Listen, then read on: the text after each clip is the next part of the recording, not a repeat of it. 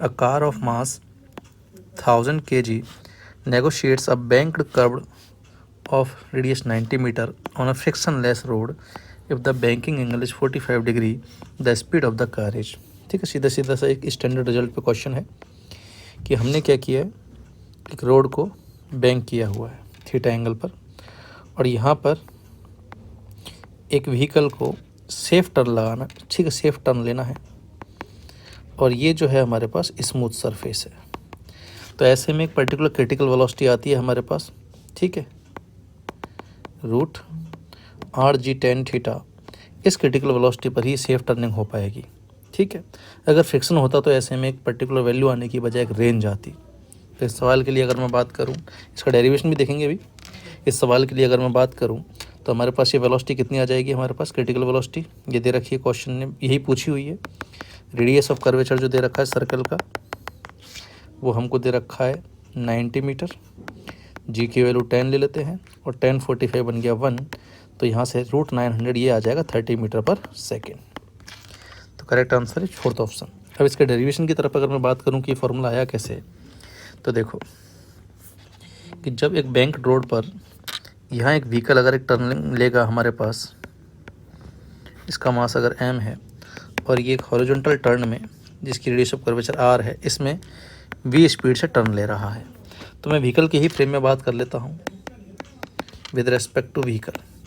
अब व्हीकल में ही बैठ के अगर व्हीकल को देखोगे तो वो सर्कुलर मोशन करता हुआ नज़र नहीं आएगा, ठीक है, बल्कि इक्विलिब्रियम में नज़र आएगा। अब अगर अपन बात करें, जैसे ही अपन आप व्हीकल में बैठ गए तो आप एक घूमते हुए फ्रेम में बैठ गए हो, तो तुरंत एक सूडो फोर्स लगाना पड़ेगा बाहर की तरफ, सेंट्रीफ्यूगल mv²/r। अब इस mv²/r का एक कंपोनेंट तो आएगा अलॉन्ग द इंक्लाइन प्लेन ऊपर की तरफ, और एक आएगा सरफेस के परपेंडिकुलर इधर की तरफ। साथ में mg के भी कंपोनेंट आएंगे।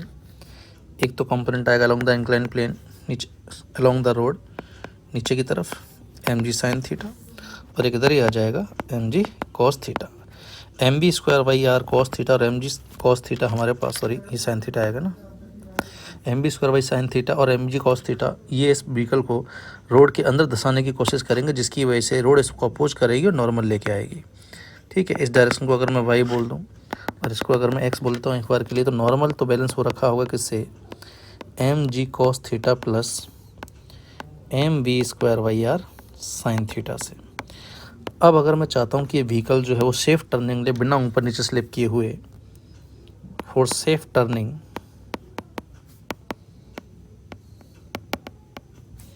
विदाउट स्किडिंग, क्योंकि यहाँ फ्रिक्शन नहीं है रोकने के लिए, तो बिना स्लिप हुए मैं चाहता हूँ अगर ये सेफ टर्निंग ले तो क्या होना पड़ेगा कि नीचे जो mg साइन थीटा लग रहा है इसको बैलेंस होना पड़ेगा mv²/r कॉस थीटा से।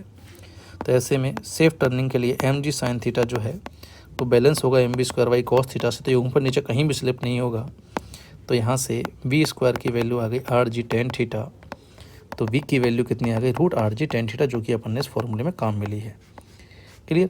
अगर ऐसे में स्पीड अगर रूट rg टेन थीटा रखी तो यहाँ कोई फ्रिक्शन की रिक्वायरमेंट नहीं है, इजीली यहीं के यहीं हॉरिजॉन्टल सर्कल में घूम जाएगा इस तरीके से। लेकिन अगर वेलोसिटी को रूट rg टेन थीटा से ज़्यादा रखा तो अब ये सेंट्रीफ्यूगल का ये वाला कंपोनेंट डोमिनेट करने लगेगा, तो व्हीकल ऊपर स्लिप करने लगेगा, बट रोकने के लिए फ्रिक्शन है ही नहीं, तो ये बाहर की तरफ पलट जाएगा।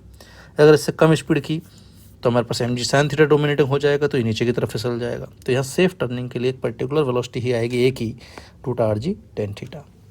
उम्मीद है सबको समझ में आ गया होगा। नेक्स्ट क्वेश्चन की तरफ चलते हैं।